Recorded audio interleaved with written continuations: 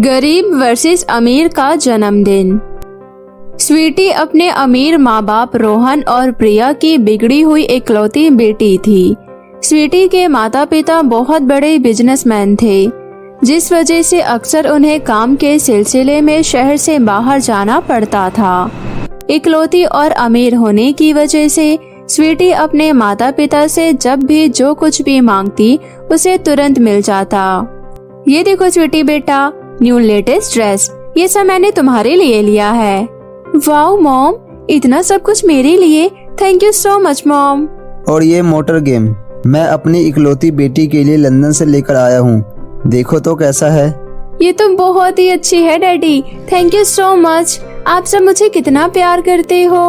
Okay बेटा, अब आप अपना ध्यान रखना और खाना खाकर सो जाना, हमें आने में देर हो जाएगी। स्वीटी के पास बहुत ही महंगे महंगे कपड़े, खिलौने, सारी चीजें थी। स्वीटी को भी अपने माँ बाप के अमीर होने पर गर्व महसूस होने लगता है। मेरे पास कितने सारे खिलौने और कपड़े हैं, इनमें से ज्यादातर खिलौने तो मेरे दोस्तों ने आज तक कभी देखी भी नहीं होगी। मैं बहुत लकी हूँ जो मुझे ऐसे मॉम डैड मिले। दरअसल रोहन और प्रिया स्वीटी को ज्यादा वक्त नहीं दे पाते थे, जिस वजह से वो उन्हें महंगे तोहफे लाकर दिया करते थे। वही शांति, जो कि स्वीटी के घरों में काम किया करती थी, उसकी भी स्वीटी की ही उम्र की एक बेटी थी, आराध्या। आराध्या अपनी माँ शांति के साथ कई बार स्वीटी के घर आ जाया करती थी। स्वीटी उसे अक्सर अपने महंगे खिलौने और कपड़े दिखाकर चिढ़ाया करती थी। आराध्या, तुम लोग कितने गरीब हो, कितने गंदे कपड़े पहनते हो तुम लोग। मुझे देखो, मेरे पास सब कुछ है, किसी भी चीज की कमी नहीं है मेरे पास। महंगे कपड़े, खिलौने, सब कुछ है मेरे पास। तुम्हारे पास तो कुछ भी नहीं है, पुअर पीपल।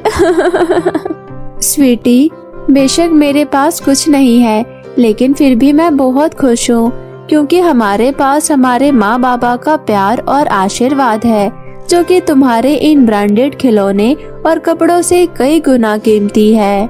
आराध्या की बातें स्वीटी को बहुत बुरी लग जाती है।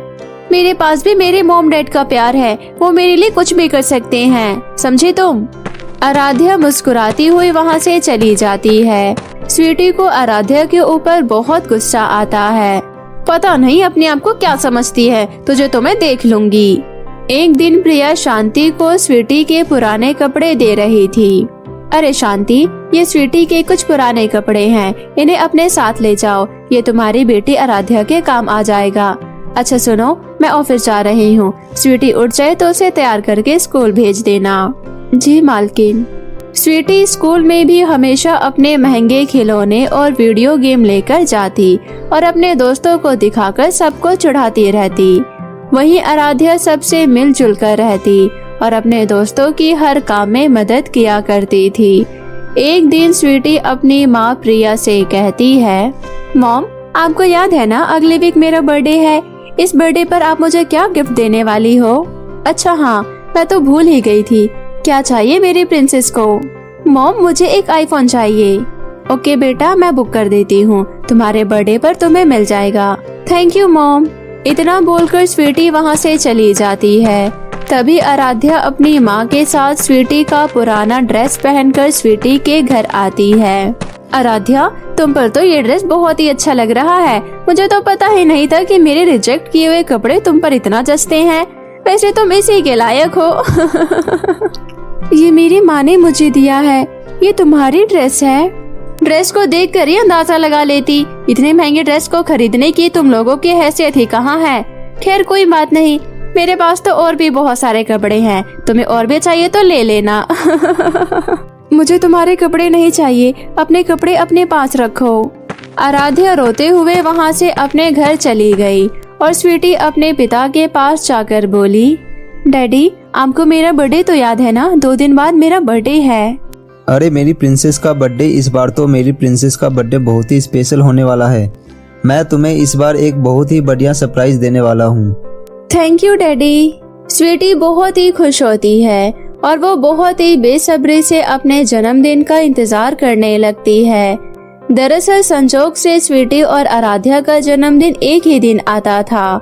इधर आराध्या के माता पिता ने आराध्या को अपने पास बुलाया और कहा, आराध्या बेटा, तुम तो हमसे कभी किसी चीज की जिद नहीं करती। इस बार हमने सोचा है हम तुम्हें तुम्हारी पसंद की चीज दिलाए। बताओ तुम्हें क्या चाहिए। अरे पापा, मैं तो जन्मदिन का भूल ही गई थी। पापा, मेरी चप्पल टूट गई है, मुझे नई चप्पल दिला दीजिएगा। ठीक है, तुम्हारे जन्मदिन पर हम तुम्हें नई चप्पल दिलवा आएंगे। आराध्या भी बहुत ही खुश हो जाती है और वो भी बेसब्री से अपने जन्मदिन का इंतजार करने लगती है। इधर स्वीटी ने स्कूल में अपने सारे दोस्तों को अपने बर्थडे में इनवाइट करती है और सबको बताती है कि इस बार उसकी माँ उसे आईफोन और पिताजी उसे बहुत बड़ा सरप्राइज देने वाले हैं। मगर आराध्या ने अपने जन्मदिन के बारे में स्कूल में किसी से कुछ भी नहीं कहा। रविवार के दिन आराध्या के माता पिता ने आराध्या को बहुत ही प्यार से उठाया और उसे जन्मदिन की खूब सारी शुभकामनाएं दी। शांति ने आराध्या को नहलाकर उसे नए कपड़े पहनाए और उसके पिता ने उसे सैंडल लाकर दी। आराध्या बहुत ही खुश थी। माँ, पापा, आप लोगों का बहुत बहुत धन्यवाद। और फिर तैयार होकर तीनों लोग मंदिर भगवान के दर्शन के लिए गए। वहीं दूसरी तरफ स्वीटी अभी तक सो रही थी और उसके पिता को एक अर्जेंट काम से इंग्लैंड जाना पड़ गया। तभी स्वीटी के मोबाइल की घंटी बजी। Hello. Happy birthday my princess बेटा, अर्जेंट काम से मुझे इमीडिएटली निकलना पड़ा। आप अपने दोस्तों के साथ बर्थडे सेलिब्रेट कर लेना, मैं तुम्हारा सरप्राइज यहाँ से आने के बाद दूंगा। ये सुनकर स्वीटी बहुत उदास हो गई और फोन काट दिया। बेड से उठकर स्वीटी जब बाहर आई तब वो अपनी मॉम को आवाज लगाती है।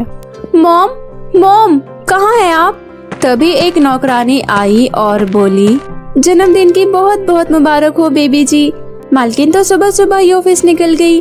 आप दिल छोटा मत करो, मेम साहब शाम को जल्दी घर आ जाएगी। अब आप जल्दी से नहाकर तैयार हो जाइए। स्वीटी के घर को बहुत अच्छे से सजाया गया।